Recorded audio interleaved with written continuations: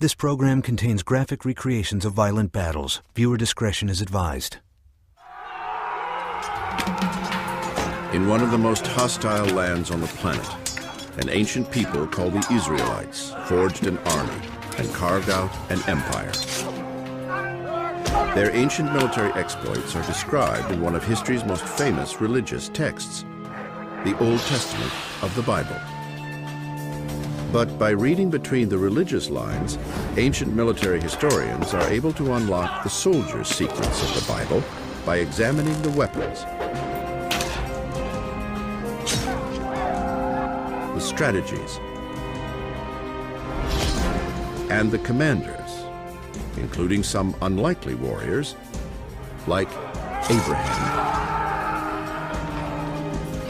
Moses, and Deborah. In no other military history of the period are so many different and sophisticated tactical maneuvers shown to be militarily capable than is the study of Israelite military history. From a historical and especially a military historian's point of view, the Bible can serve as a handbook for warfare.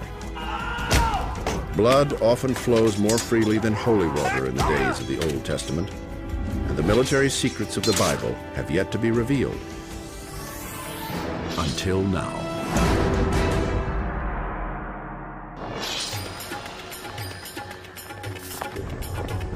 It is around the 14th century BC, in the southern part of modern-day Israel.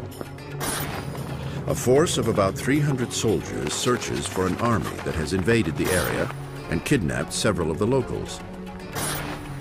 One of the captives is a man named Lot. It is Lot's uncle who leads the rescue force, but he is no ordinary man. He is the father of the Israelites and is about to fight one of the first battles described in the Bible. His name is Abraham. One of the interesting things you find about studying battles of the Bible, in no other military history of the period are so many different and sophisticated tactical maneuvers demonstrated and shown to be militarily capable than is the study of Israelite military history. And it all begins with Abraham and his rescue of Lot. Dr. Richard A. Gabriel is one of the world's preeminent experts on ancient military strategy and history. His experience as a platoon commander in Vietnam has led him to examine the Bible from a unique perspective, through the eyes of a soldier. Gabriel's military theories about the Old Testament are controversial. What I did is I stepped back and said, look at the battles of the Bible from the perspective of a ground soldier like myself, of a combat soldier, of a person who's been shot at and been frightened to death. Just look at it from that perspective of the simple ground soldier and the military historian. Does the Bible make military sense? And the answer, I think, is without a doubt, it does. To understand Lot's capture, one need only look at a map of the Middle East. Modern-day Israel, or the land of Canaan, as it is known in ancient times, is a land bridge connecting Africa with Asia and Europe.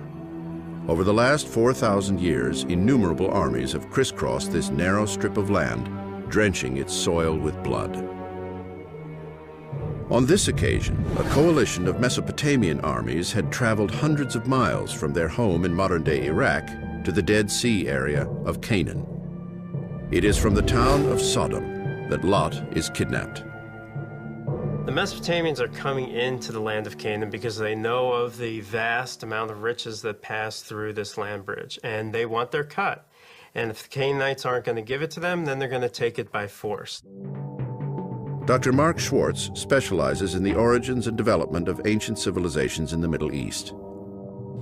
His fieldwork in Israel and Turkey has led him to study the weapons and military strategy of these ancient societies. The Mesopotamians end up defeating a coalition of Canaanite kings around the Dead Sea area. They sack and loot towns in the area, and they take slaves. But they may have gotten a little bit more than they bargained for by taking Lot captive because his uncle is Abraham.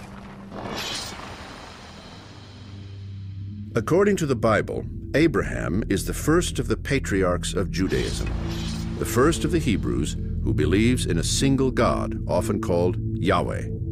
In the Bible, Yahweh promises the land of Canaan to Abraham's descendants. When most people think of Abraham, they think of an old Bedouin leading his flock around the desert. Most people do not think of a military leader, but it's quite evident from reading the Bible, especially the instance with the rescue of his nephew Lot, that Abraham was a very skilled military tactician. To better understand the father of the Israelites as a military commander, one may have to look outside of the Bible. Ancient cuneiform clay tablets discovered in Egypt, known as the Amarna letters, are believed to have been written around 1450 BC. About the same time Abraham is believed to have existed. They tell of a semi-nomadic people who are practiced in the art of warfare.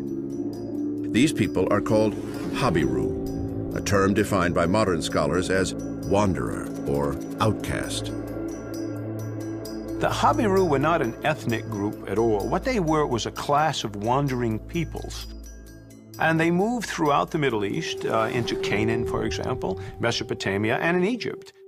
They did, in fact, tend sheep, but they also tended gardens that gave them lettuce and cucumbers and melons, suggesting that they were agriculturalists. They were stonecutters, the Bibles tell us, along with vintners, and they were soldiers. Every Habiru clan, if you like that term, had with it a military arm, and that military arm would be comprised of the best young soldiers in the group. The descriptions of the Habiru in ancient texts like the Amarna letters are extremely similar to the descriptions of Abraham and the ancient Hebrews of the Bible. Some scholars believe that the Hebrews and the Habiru warriors might be one and the same. Now, the Habiru-Hebrew connection will probably never be proven definitively, and it's a hotly debated topic amongst anthropologists, biblical archaeologists, and also linguists. But the similarity of these two groups is quite striking, especially when you consider the military exploits of Abraham in the rescue of his nephew Lot. The task for Abraham will be difficult. The Mesopotamians are likely a wealthier people and wield some of the most advanced weapons of the day, like the bronze sickle sword. In 1990, Dr. Richard Gabriel conducted experiments with this ancient weapon. He discovered that a typical soldier could swing a 3-foot-long, approximately 2-pound sickle sword about 53 feet per second and generate about 77 foot-pounds of energy. If the soldier has the rare occasion of an open shot, it's enough force to lop an arm or a head off in one chop. The sickle sword could not kill by stabbing.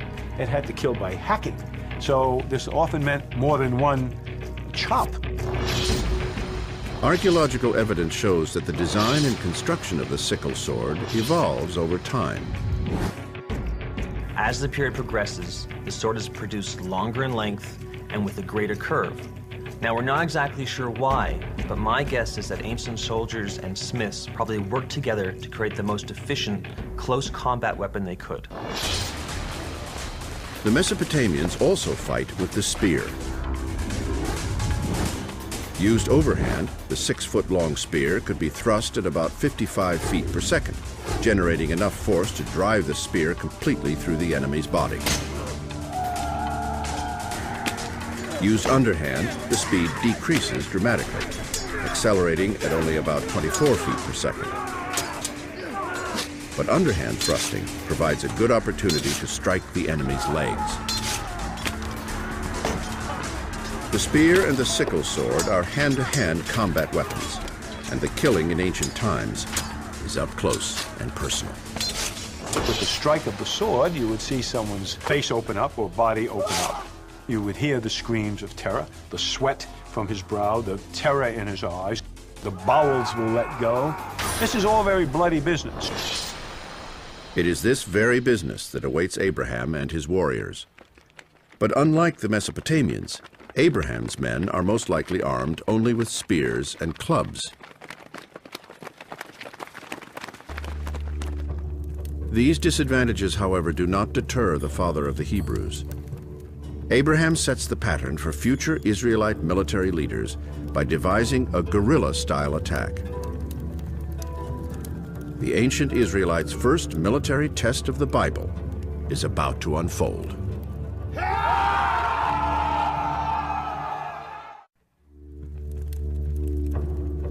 The father of the Israelites, a man named Abraham, leads 300 men into battle against a much larger and likely better equipped Mesopotamian army. The goal is to free Israelite captives, including Abraham's nephew, Lot.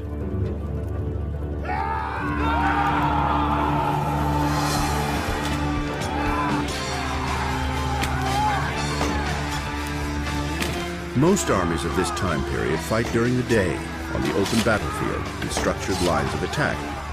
According to the Bible, Abraham's attack is a surprise nighttime raid from 2 different directions. Because of the surprise attack, the Mesopotamians have no time to form into defensive ranks. One of the first battles of the Bible is hand-to-hand guerrilla warfare.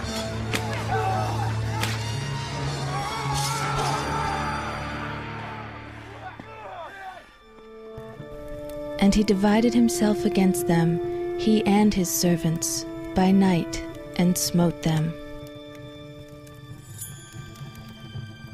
Despite the inferiority of their weapons and numbers, Abraham and his warriors emerge victoriously.